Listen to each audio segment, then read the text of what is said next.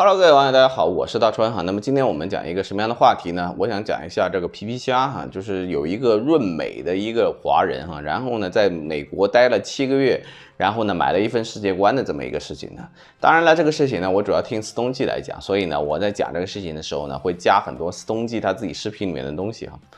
那么这个事情是怎么一回事呢？就是有个叫皮皮虾的人，他本身呢也很喜欢写这种 vlog， 然后呢也很喜欢在网上记录自己的各种行程啊。所以呢，他用7个月的时间呢，就把他润美的这一段的行程，然后所有的这个感想呢，都给他留给了大家。然后看到一个人呢，从一个美吹，从一个讲自由民主无限好的一个人，变成了一个小粉红的一个过程啊。那么皮皮虾这个人呢，本身呢，他实际上呢，他活得不错哈。他去美国之前呢，他年薪能有20万。中国这个环境，你听着大家都说周围都是5万啊、6万啊、7万啊，但实际上呢，你能赚到2万块钱，其实已经不容易了哈。你就已经是人中龙凤，那起码是一个大学毕业，然后还有好的专业，然后找到一个好的工作。那么他做了个年薪20万的工作，然后呢，还是一个小的管理职位，然后呢，在深圳有套房，然后呢也有车，然后呢也没多少贷款。照理来说呢，生活已经算不错了，但是呢，他不满意。我们要知道，中国最穷的那些人可能1个月只赚600块钱，但是呢，像这些2万块钱的人的周围呢，他没有那种600块钱的人，周围的人呢都比他有钱。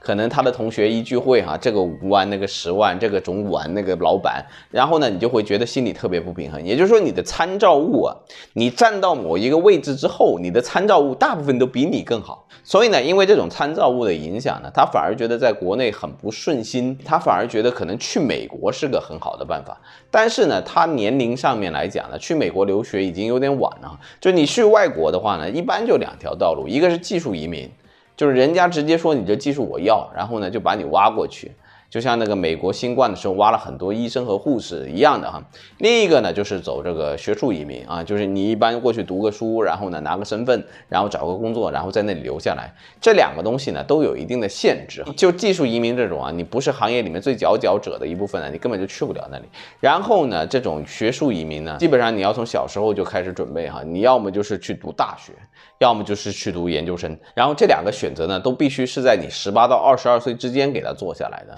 你很难保证一个18到22岁的人对他自己的选择负责，然后能做出正确的选择，这个是很困难的哈。所以皮皮虾他是没有什么技术移民和学术移民这2个选项的哈。结果呢，他就选择了一个叫做走线移民。然后你要知道，去美国走线其实蛮简单的啊。现在就是你直接去墨西哥那边啊，然后他边境他也不怎么管啊，然后呢你就看大家都在那排队，然后那个入管局哈，你以为是什么入管局，就是拿着个鞭子啊赶回去赶回去，不是的哈，他给你倒杯茶，然后啊行过来是吧，偷渡了是吧，来写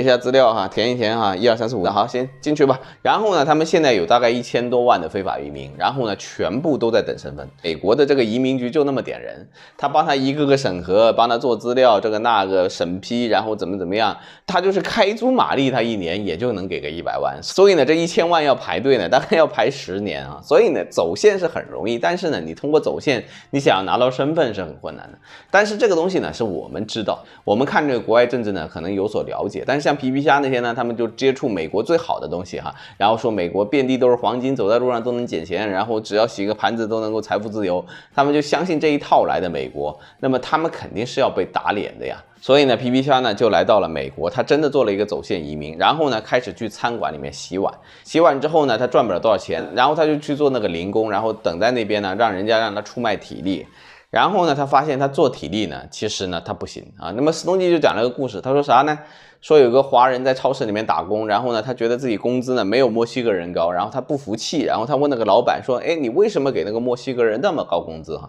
老板说：“你不服是吧？行，你到地下仓库去。”然后呢，那边都是墨西哥人，老墨在那里哈，然后说你里面挑一个最瘦弱的、最弱小的，然后那个华人就挑了一个16岁的，也看起来也没几斤肉的，然后是最矮最小的一个墨西哥人。然后呢，那个老板就说：“行，你们2个开始比赛，就搬那个可乐箱，这个1箱里面24瓶可乐，然后呢你搬吧。”然后呢，那个墨西哥人那个瘦小的跟猴子一样的，啪啪啪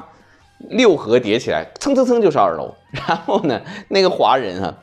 第一次哎呀要学墨西哥，叠了3盒拿到2楼，然后那个手啊在抖，那就是帕金森后遗症。然后第2次呢就只能搬2盒。然后这样2盒给他搬上去。那个墨西哥人搬的又多又快，一趟就6盒，他2趟就12盒，你吭哧吭哧搬6趟，搬了1个下午才搬了12盒上去。然后那个老板再问那个华人说：“你现在告诉我说，我为什么要给墨西哥人更高的工资啊？”那华人只好点头啊，这个在体力上你没办法跟他们竞争。也就是说，你在美国呢，你是可以去做底层的，但是呢，你要知道它是美国啊。你在中国，你黄种人之间进行这种体力比拼，也许你还有优势。你说你小时候营养吃的比较多，蛋白质比较厉害，然后练了一身肌肉，你可能可以。你去到外国，你和白种人，而且墨西哥它大部分都不是白种人，它叫混血人种，是黑白混出来的。它那个体质，你跟他比，这个就是我们讲的一个种族的区别啊。就有很多人搞不清楚，为什么我们踢足球就踢不过他们，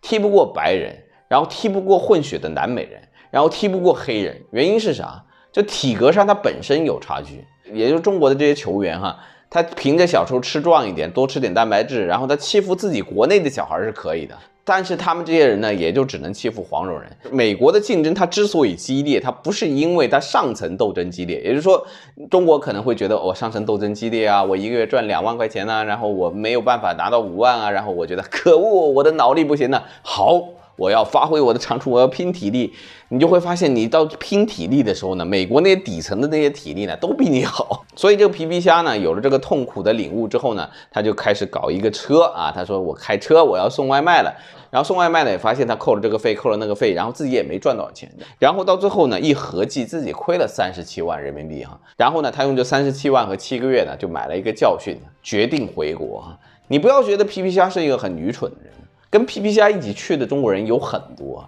然后这帮人跟皮皮虾说的是什么？就虽然在美国现在活得不行，然后现在虽然活的都是亏本，但是我们还是要坚持下去。皮皮虾相比他们呢，还是理智的很多哈。就坚持下去，你也拿不到工卡，你也拿不到移民的身份，然后呢，你还在排10年，然后把身体都累坏了，还搞不过墨西哥人。然后呢，你的美国梦呢，也就是1个月2、3千美金。所以呢，我们讲美国梦要成立的条件是什么？就是美国是一个什么东西都非常非常专业的一个国家，任何人种都有。所以呢，那个人种适合的工种呢，它会出现。你让墨西哥人和中国人去比读书，墨西哥人肯定是不行的。但你让墨西哥人和中国人去比踢球、比体力、比体质这些东西比起来，你能跟墨西哥人比吗？而且呢，美国的非洲裔呢，他的体质呢，实际上是比墨西哥人更好，但是他们现在已经8旗化了。就非洲裔呢，宁愿去零元购，宁愿去抢劫，宁愿去干坏事，他也不愿意去做体力活。所以呢，现在美国的情况呢，非常的特殊哈，就是最有体力、最能做体力活的人呢，在剥削墨西哥人，然后呢，自己在忙于做那些政治正确，天天说，哎呀，我这个电影里面要放多少个非洲裔啊，然后怎么样，我肤色很重要啊。所以呢，其实在美国，拉丁美洲裔啊，实际上是最底层的。然后上来才是非洲裔，但是结果呢？因为拉丁美洲裔呢，他是白人，他是白色的哈。就你要是支援拉丁美洲裔的人呢，哎，人家就说你政治不正确哈。所以呢，就形成了这种特别奇特的一种政治压迫体制啊。所以呢，史东记讲这个皮皮虾经历的时候呢，其实也侧面告诉了我们一个美国你所不知道的一个阶层的一个问题啊。就你看起来美国好像是白人在压迫非洲裔啊，但实际上呢，是白人压迫非洲裔，非洲裔又去压迫白人的一种夹心层的一种构造。就是皮皮虾呢，作为一个行动力很强的一个年轻人啊，他当然比我年轻了。然后呢，他有一个想法，然后想去美国看一下，他就真的去看了。然后呢，他得到的一个结论就是，美国是一个竞争社会啊，你拼体力也得竞争呢。你凭什么觉得你坐在那里干体力活，你就有1个月2、3千美金、4、5千美金，然后就能比中国过得好呢？然后呢，当他知道了所有的这一切事实之后呢，他又立即买了张机票，因为有很多人还执迷不悟。就是美国的梦想呢，大部分都是非洲裔在描写，就是文艺圈，什么篮球，什么棒球，然后还有什么 rap， 还有就是美国的主流文化，因为他们有这个免死金牌，他们可以去实现他们的文艺梦想，你就做梦吧。所以黄种人剩下来的唯一的工作呢，就是拼头脑。然后呢，你在那个高层次的竞争当中呢，你觉得和中国没有区别。所以呢，只要你认识到了这一点，就是如果说你只能够做技术类的，你只能够拼脑力的话呢，那么你到美国呢，和你在中国呢，其实差距不大。就是我有些同学呢，也是到美国留学，我个人呢也是在日本留学，然后在日本找到工作。我其实告诉你，就是很简单，就是你的对手啊，从来都不会是那些不如你的人啊，你不管去哪一个领域，你竞争的呢都是比你强的人。然后呢，你要做的呢，就是要超过这一个一个比你强的人。所以呢，这就是所有国家的一个现状哈。如果说你在中国觉得要爬上管理职位，然后呢，你和你的上司呢有这种那种的冲突，然后你是个夹心层，因为这个理由，你觉得好像去美国你就可以不用面对这些东西。然后呢，你就可以单纯的做一个快乐的打工仔，然后你就可以靠出卖体力，然后就能够轻松的养活自己。